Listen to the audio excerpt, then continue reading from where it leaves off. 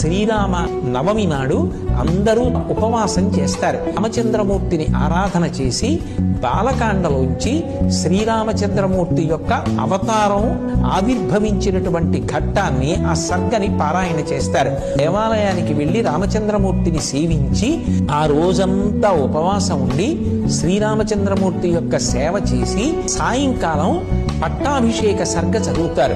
ఆంధ్రదేశంలో సీతారామ కళ్యాణం ప్రఖ్యాతి వహించింది. కళ్యాణం చూసినంత మాత్రం చేత, కళ్యాణంలో ఉన్నటువంటి తలంబ్రాల అక్షతలు తల మీద వేసుకున్నంత మాత్రం చేత 3 రకములైనటువంటి అనుగ్రహం కలుగుతుంది. యజ్ఞం చేసినటువంటి కారణం చేత దేవతల యొక్క అనుగ్రహాన్ని పొంది సమాజము అంతా కూడా వర్ధిల్లుతుంది. అలాగే ఐశ్వర్యము బాగా పెరుగుతుంది. 3 సంతానము కలుగుతుంది. కళ్యాణము వలన పొందనటువంటి ప్రయోజనము లోకంలో ఉండదు.